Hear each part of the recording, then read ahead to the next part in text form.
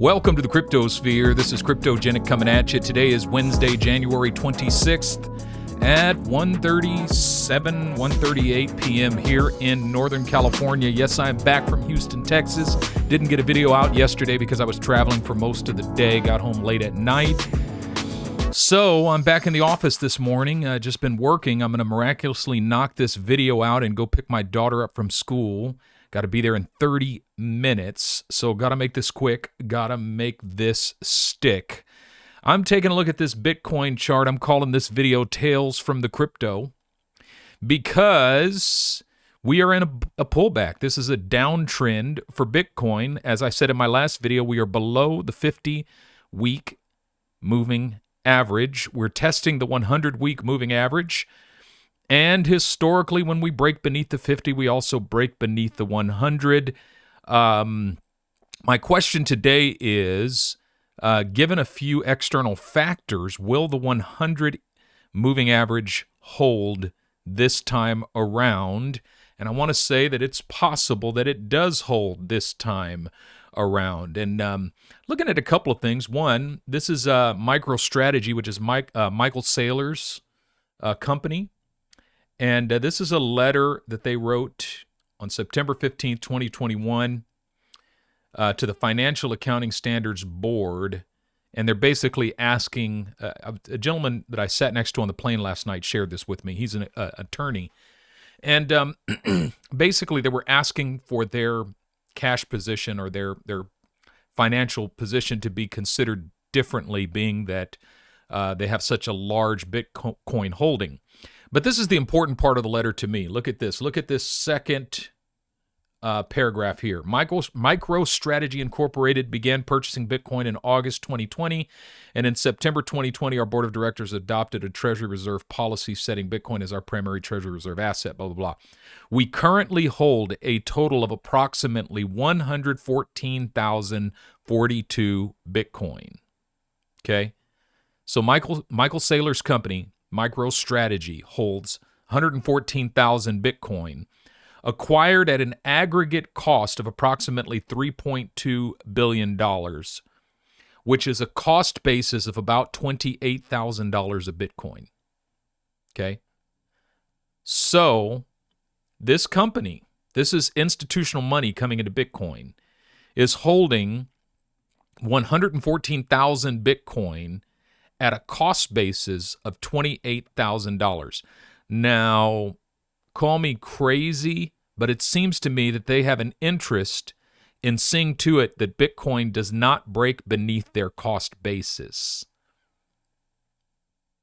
Bitcoin breaking beneath their cost basis could be a crisis for their company. So they're going to do everything in their power to see to it that Bitcoin does not break beneath their cost basis. Now, if what I said in the last video is correct, if the 100 EMA or the 100 MA does not hold, then we're going to break beneath their cost basis. We're going to come down to $20,000. That would not be good for MicroStrategies. This is the problem with institutional investors.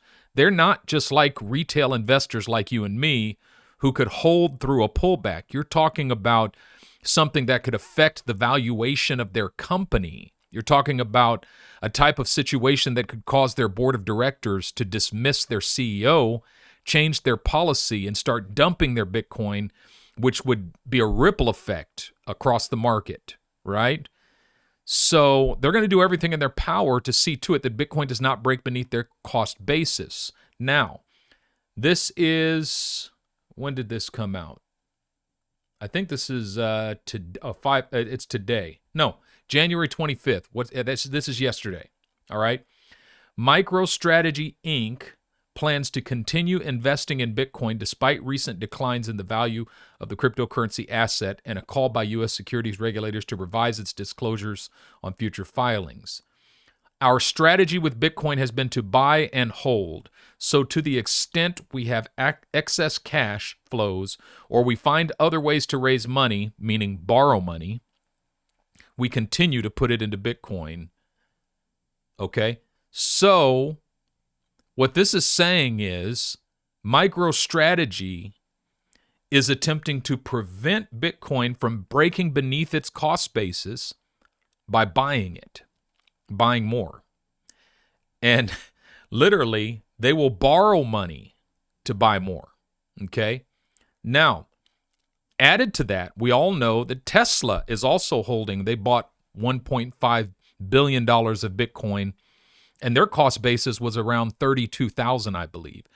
Now, you got to understand that 114,000 Bitcoin that MicroStrategies is holding, that's about 0.5% of all Bitcoin. It's like half of 1% of the entire quantity of Bitcoin, okay?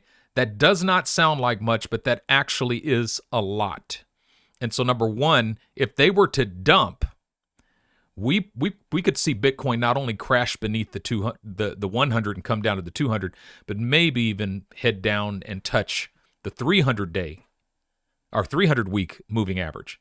But if they hold and buy more, I think what I'm saying to you is that it's hopeful to me that institutional investors now and institutional money, once they buy in, their cost basis, basically they have every interest, it's in their best interest to keep Bitcoin from crashing beneath their cost basis.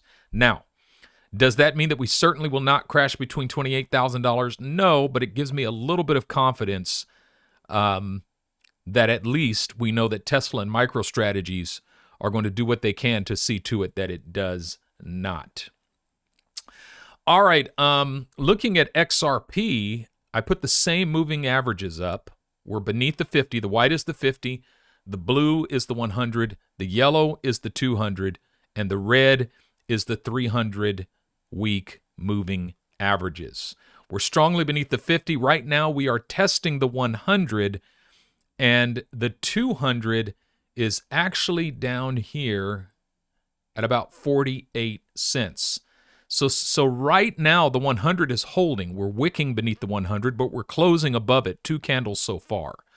If we capitulate beneath the 100-week moving average, the next support will be 48 cents, basically, the 200-week moving average. And if we crash beneath that, we're down to 41 cents. So this is the potential for this bearish move for XRP. Not to mention, if we look at the RSI, the next support is down here, okay?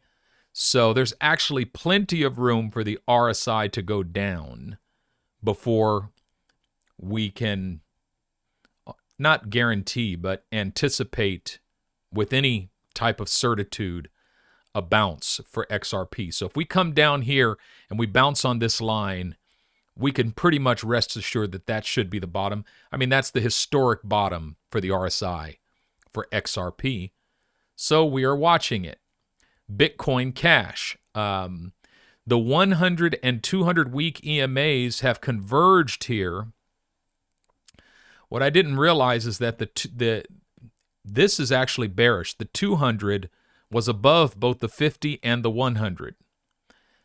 What is encouraging is that the 50-day has broken above the 200, and now, the 50-week has broken above the 200, and now the 100-week has broken above the 200-week. So this is good. We're below it. There's not enough information in this chart to show us where the 300 is. It won't even show. It won't even register. But let's see where the historic bottom is in the RSI. Looks like we're coming back down to retest that bottom, and there's still a considerable ways to go before we get there, which means that we could very well see this line touched here at $207 for Bitcoin Cash before we see a real recovery. I'm not guaranteeing that. I'm simply saying that it's possible. Just as it's possible for the RSI to come down to this line, it's possible for the price to come down to this line. Tails from the crypto. A lot of people are really freaking out about THETA token right now. We've broken beneath in the RSI. We broke bearish out of a bull pennant. Not good, folks. Not cool. The RSI is more hopeful in terms of a bottom. because if history has anything to say to it, we're basically right at support.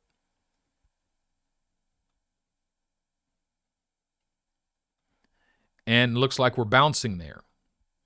So if we do get a bounce there, that's a good thing.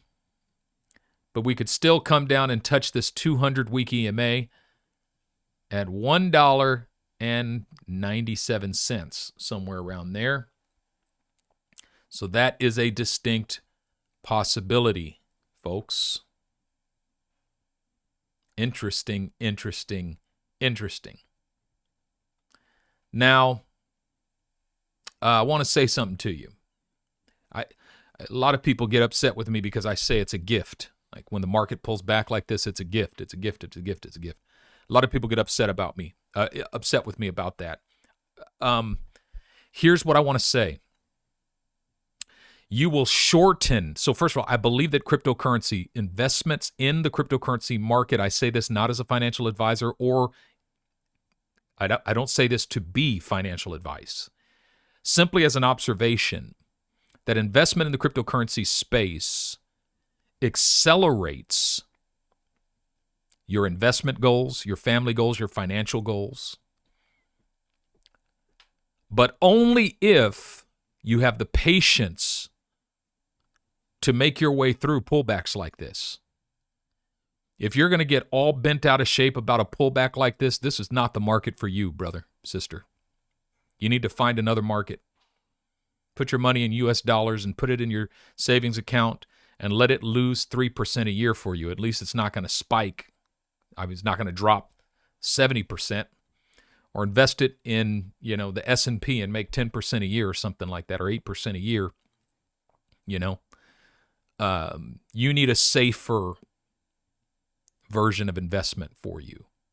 But if you are interested in participating in bull runs like this one, where we saw a 1,500% gain for Bitcoin, then you need to be able to tolerate pullbacks like this one. This is a tiny pullback. It's only 52%. Now, I'm going to say this again, and I know you don't like it, and I get all kind of flack.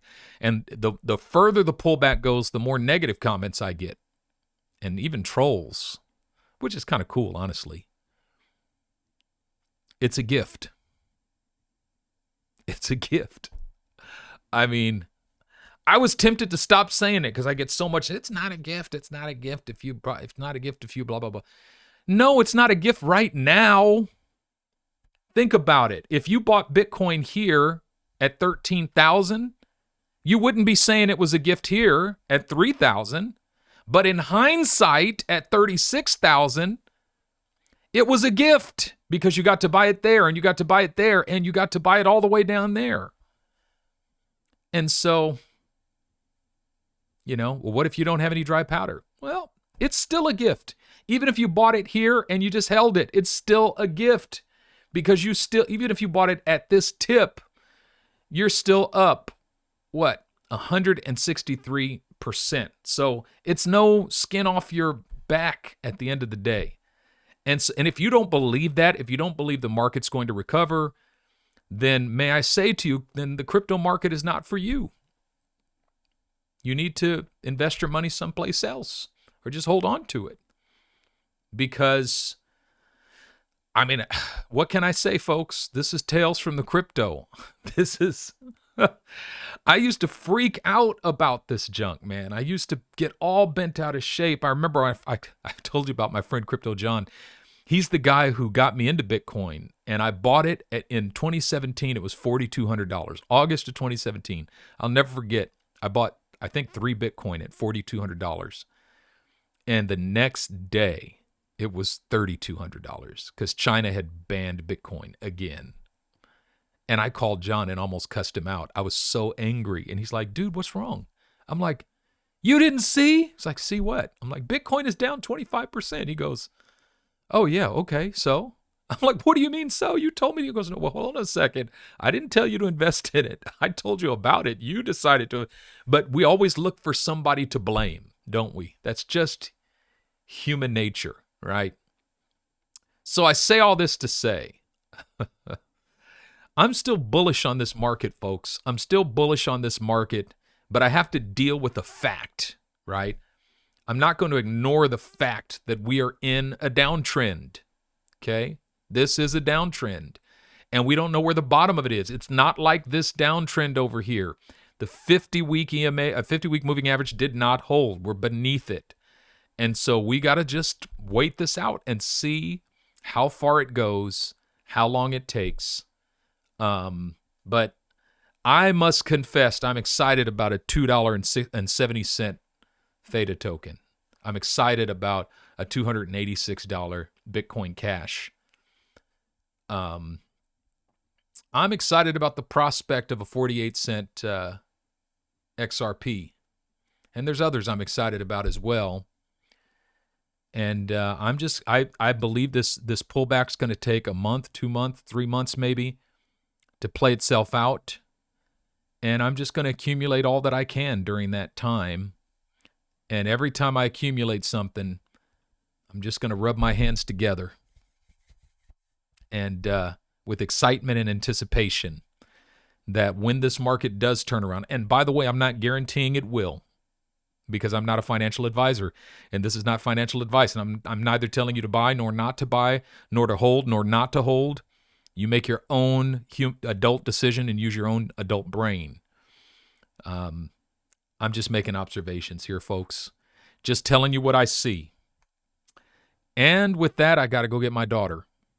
So you do whatever you have to do to sleep in peace, to wake in joy, and to walk in love. And everything I do here is designed to empower you to do that.